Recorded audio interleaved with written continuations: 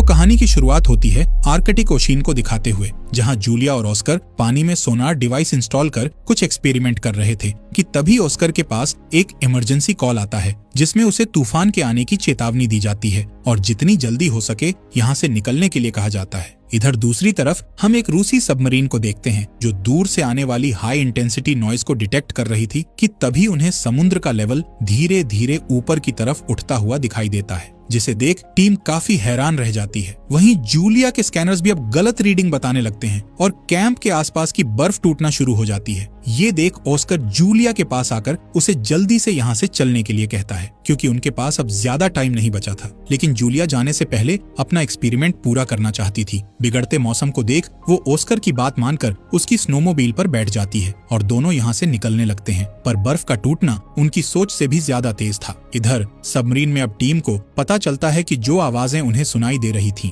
वो असल में समुद्र की लहरों की नहीं बल्कि किसी बायोलॉजिकल चीज की है, यानी समुद्र में कोई जिंदा जीव मौजूद है। इससे पहले कि टीम कुछ और समझ पाती, अचानक एक विशाल क्रीचर उनकी सबमरीन से टकरा जाता है और सारे इमरजेंसी अलार्म बजना शुरू हो जाते हैं। टीम को ऐसा महसूस होता है जैसे उनकी सबमरीन को क्रीचर ने पकड़ लिया है और वो उसे बेहद तेजी के साथ नीचे खींच रहा है। वहीं दूसरी तरफ हम जूलिया और ऑस्कर को देखते हैं जो किसी तरह अपनी जान बचाकर यहाँ से भागने की कोशिश कर रहे थे क्योंकि उनके पीछे की बर्फ लगातार टूटती जा रही थी कि तभी ऑस्कर की नजर सामने से उठ रहे बर्फ के तूफान पर पड़ती है जो बहुत ही भयानक था। ऑस्कर काफी घबरा जाता है और इसी घबराहट में बैलेंस बिगड़ने की वजह से उसकी स्नोमोबाइल बर्फ की चट्टान से टकराकर ब्लास्ट हो जाती है और उन दोनों को जब तक होश आता है तब तक उनका कैंप भी तूफान की चपेट में आकर तबाह हो चुका होता है। उधर पानी के नीचे लगातार सबमरीन पर हमले हो रहे थे और ये हमले करने वाला कोई और नहीं बल्कि वही विशाल क्रीचर था जिसे रोकने के लिए टीम अब उस पर फायरिंग करना शुरू कर देती है।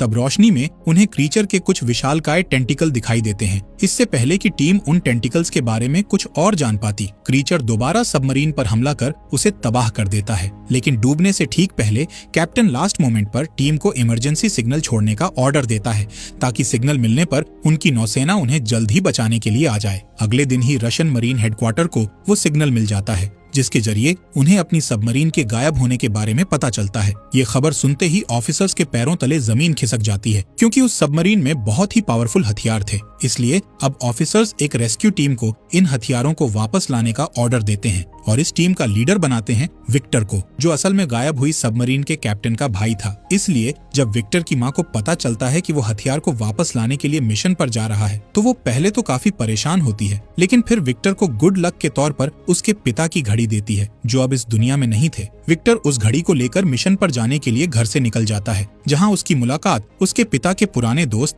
एडमिरल ओलाशांस्की से होती है जो थोड़े गुस्सैल व्यवहार के थे और उन्हें भी हेडक्वार्टर की तरफ से इस मिशन का हिस्सा बनाया गया था। अब विक्टर जैसे ही सबमरीन में एंटर करता है तो यहाँ क्रू के कई मेंबर्स उससे शिकायत करते हुए कहते हैं कि ऐसा भी क्या हो गया जिसके चलते उन्हें छुट्टियां खत्म होने से पहले ही बुला लिया गया। ये सुन विक्टर अभी उन्हें कुछ नहीं बताता। इसके बाद हम जूलिया और ऑस्कर को देखते हैं जो उस बर्फीले तूफान में इधर उधर भटक रहे थे और अब उनकी हिम्मत भी पूरी तरह से टूट चुकी थी क्योंकि इनके पास ना तो खाने के लिए कुछ सामान था और ना ही रहने के लिए कोई जगह थी। इसके अलावा सैटेलाइट फोन में भी सिग्नल नहीं आ रहे थे, पर जूलिया किसी भी हाल में बस यहाँ से निकलना चाहती थी। इसलिए वो सिग्नल ढूंढते ढूंढते एक गहरी खाई के पास पहुंच जाती है और उसमें बस गिरने ही वाली होती है कि तभी ऑस्कर यहाँ आकर उसे बचा लेता है और जूलिया जब फोन चेक करती है तो उसमें अब सिग्नल आ चुके होते हैं। ये देख जूलिया जल्दी से एक ऑयल रिग कंपनी से कांटेक्ट करती है, लेकिन तूफान का शोर इतना ज्यादा था कि कंपनी के मेंबर को जूलिया की एक भी बात समझ नहीं आती और कुछ ही सेकंड्स बाद सिग्नल गायब होने की वजह से कॉल कट हो जाता है। जूलिया और ऑस्कर की हिम्मत अब लगभग खत्म हो चुकी थी, पर फिर भी ऑस्कर बचने की एक आखिरी उम्मीद के साथ फ्लेयर गन चलाता है कि तभी जूलिया की नजर सामने बर्फ की सतह पर पड़ती है जहां एक लाल रंग की रोशनी चमक रही थी। लेकिन वो क्या है, ये जानने के लिए दोनों इस रोशनी की तरफ भागते हैं और जब पास जाकर देखते हैं तो पता चलता है कि ये वही इमरजेंसी सिग्नल है जिसे गायब हुई सबमरीन के कैप्टन ने रिलीज करवाया था। और इन दोनों को ये बात अच्छी तरह पता थी कि इस सिग्नल को ढूंढते हुए रशियन सेना यहाँ जरूर आएगी, इसलिए जूलिया ऑस्कर से यहीं रुकने के लिए कहती है। इधर विक्टर की सबमरीन कई घंटों का सफर तय करने के बाद अब उस लोकेशन पर पहुंच जाती है जहां विक्टर के भाई की सबमरीन गायब हुई थी। इसके अलावा उन्हें इमरजेंसी सिग्नल की भी लोकेशन पता चल चुकी थी, इसलिए विक्टर अपनी टीम को इसी जगह पर चलने के लिए कहता है। लेकिन यहाँ पहुँचने के बाद विक्टर को कोई सबमरीन तो नहीं मिलती, पर दो थके हारे जियोलॉजिस्ट्स मिल जाते हैं जिनकी हालत बहुत ज्यादा खराब थी। इसलिए विक्टर इन्हें जल्दी से अपनी सबमरीन में ले जाता है। हालांकि ऐसा करने के पीछे उसका एक मकसद छुपा हुआ था। दरअसल वो जूलिया और ऑस्कर के जरिए ये जानना चाहता था कि आखिर उसके भाई की सबमरीन के साथ हुआ क्या था। और यही बात जब वो जूलिया से पूछता है तो उसके पास भी इस सवाल का कोई जवाब नहीं होता। वो विक्टर से कहती है कि मुझे शुरुआत में ऐसा लगा था कि ये सब हमारे सोनार डिवाइस के विस्फोट की वजह से हुआ है, जिसके चलते समुद्री भूकंप ने दस्तक दी। लेकिन जब मैंने अपने इक्विपमेंट्स चेक किए तो उस दिन किसी भी डिवाइस ने भूकंप को रिकॉर्ड ही नहीं किया था। ये देख जूलिया को यकीन हो गया कि इतनी भयानक हलचल भूकंप पैदा नहीं कर सकता है, बल्कि ये काम किसी समुद्री क्रीचर का है। ये सुनते ही विक्टर को पिछले दिन हुई एक रहस्यमयी घटना याद आ जाती है। दरअसल जब ये लोग आर्कटिक सर्कल में दाखिल होने वाले थे, तभी इनके राडार ने एक अजीब सिग्नल पकड़ा, जो असल में व्हेल मछलियों का झुंड था। और ये झुंड बार बार उनकी सबमरीन से टकरा रहा था, जैसे जानबूझकर विक्टर को आगे बढ़ने से रोकना चाह रहा हो। पर एडमिरल ओलेशांस्की इन्हें दूर भगाने के लिए लो फ्रीक्वेंसी सिग्नल रिलीज करने का ऑर्डर देता है। हालांकि विक्टर ऐसा करने से मना करता है, क्योंकि इससे व्हेल मछलियों को नुकसान हो सकता था। पर एडमिरल ओलेशांस्की उसकी एक नहीं सुनता। लो फ्रीक्वेंसी के ऑन होते ही सभी मछलियां दूर भाग जाती हैं, लेकिन फिर दोबारा वापस आ जाती हैं। ये देख टीम मेंबर्स हैरान रह जाते हैं कि तभी उन्हें समुद्र की गहराई से एक और अजीब सिग्नल मिलता है और व्हेल मछलियां भी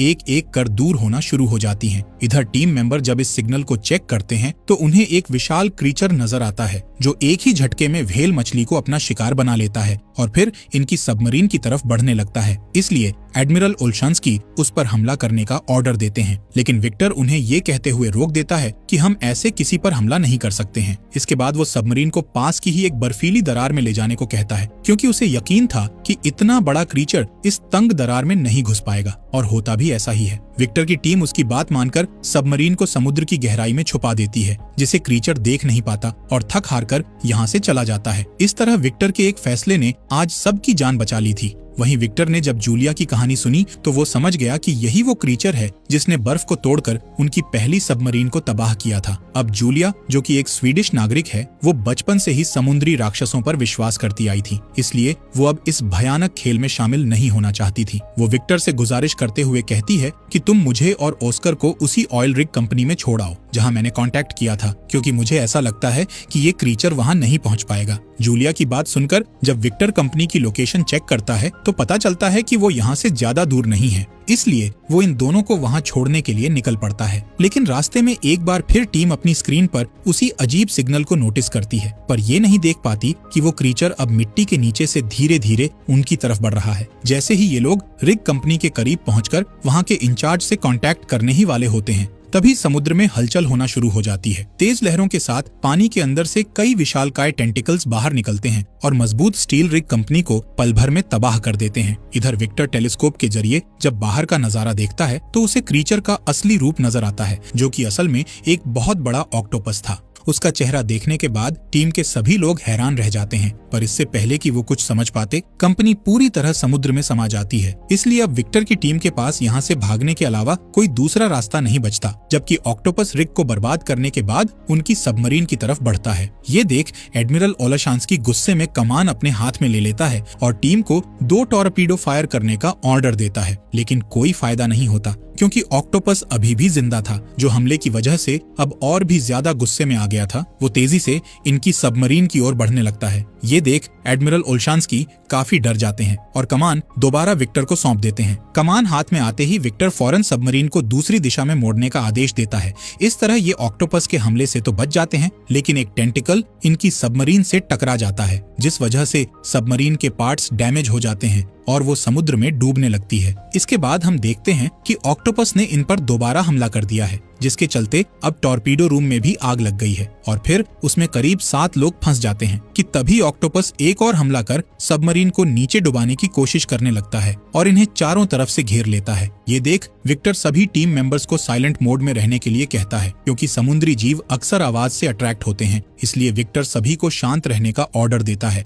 और आग बुझाने के काम को भी रुकवा देता है, जिस वजह से टॉर्पीडो रूम में कार्बन मोनोक्साइड बढ़ने लगती है। लेकिन विक्टर का प्लान कामयाब हो जाता है। क्रैकन को जब कोई आवाज सुनाई नहीं देती तो वो वहां से चला जाता है और उसके जाते ही टॉर्पीडो रूम में से घायल लोगों को बाहर निकालकर उनका इलाज शुरू किया जाता है, जिसमें ऑस्कर और जूलिया भी विक्टर की हेल्प करते हैं और क्रू का भरोसा जीत लेते हैं। बाद में जूलिया विक्टर को क्रैकन के बारे में बताते हुए कहती है कि कहानियों के अनुसार क्रैकन सालों तक सोते हैं, पर जूलिया के धमाकों ने शायद उसे गहरी नींद से जगा दिया है, इसलिए वो अब इन लोगों से बदला लेना चाहता है। अगर हमें जिंदा रहना है तो सोनार को बंद करना होगा। इसके आगे वो ये भी बताती है कि ऑक्टोपस शिकार करने के बाद उसे गुफा में खींच कर ले जाते हैं, जिसका मतलब ये था कि विक्टर के भाई की सबमरीन भी जूलिया के पुराने कैंप के पास ही होनी चाहिए। अभी ये लोग बात कर ही रहे थे कि तभी एक ऑफिसर को साइलेंट मोड के दौरान की गई एक रिकॉर्डिंग से एक अजीब सिग्नल की आवाज आती है, जो जूलिया के कैंप की लोकेशन से ही आ रही थी। विक्टर अब अपने क्रू को समझाता है और अपने भाई और बाकी लोगों को बचाने के लिए उस खतरनाक जगह पर जाने का फैसला करता है,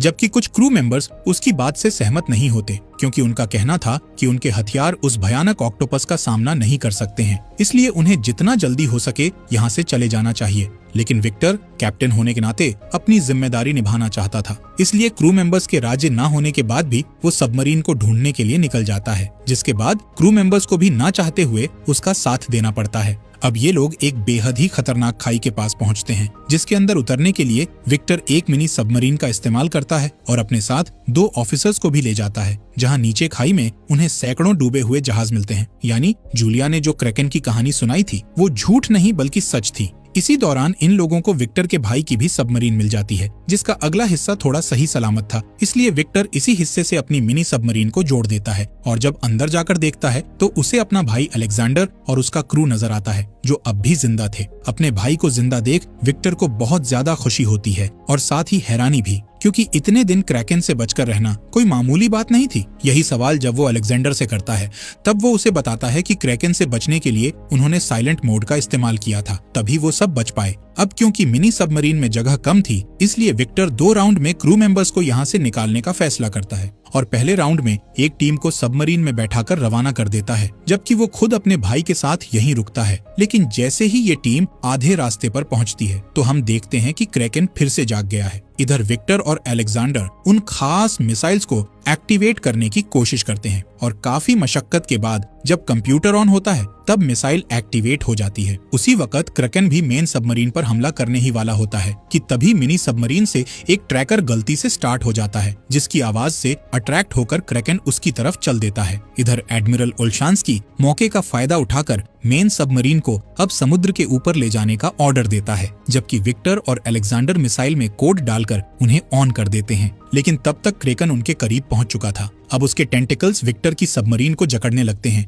ये देख मरने से पहले दोनों भाई रेडियो के जरिए एक दूसरे से बात करते हैं और अपनी गलतियों के लिए माफी मांगते हैं, लेकिन ये अब भी हिम्मत नहीं हारते और क्रैकन के सबमरीन को तबाह करने से पहले ही एक साथ स्विच दबाकर एक जोरदार ब्लास्ट करते हैं, जिस वजह से क्रैकन आग में झुलसने लगता है और एक रोशनी की किरण आर्कटिक की बर्फ को चीरते हुए आसमान में जाती हुई दिखाई देती है। अब सबमरीन पूरी तरह से डूबने लगती है और उसमें पानी भरना शुरू हो जाता है। ये देख दोनों भाई मिनी सबमरीन की तरफ भागते हैं, लेकिन एक तेज लहर उन्हें अलग कर देती है। विक्टर अलेक्जेंडर का हाथ पकड़कर उसे बचाने की कोशिश करता है और जैसे तैसे उसे लेकर मिनी सबमरीन के अंदर आ जाता है। लेकिन दिक्कत ये थी कि अब मिनी सबमरीन डूब रही जहाज से अलग नहीं हो पा रही थी, जबकि मिसाइल कुछ ही सेकंड में ब्लास्ट होने वाली थी। इस मुश्किल सिचुएशन में अचानक विक्टर को इमरजेंसी लेवर याद आता है। वो पूरी ताकत लगाकर उसे खींचता है, जिसके बाद मिनी सबमरीन ठीक ब्लास्ट से पहले वहां से निकल जाती है। वहीं पानी के बाहर एडमिरल ओल्शांस्की के साथ साथ पूरा क्रू इन दोनों का इंतजार कर रहा था।